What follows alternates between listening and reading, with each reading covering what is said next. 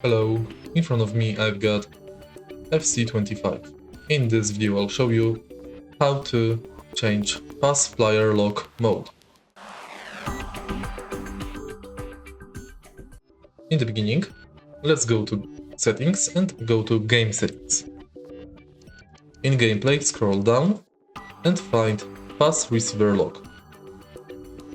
Switch between animation start, power up, late.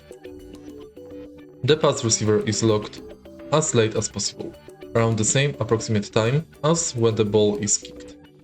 The pass receiver is locked as soon as the pass button is released on the power bar reaches full power.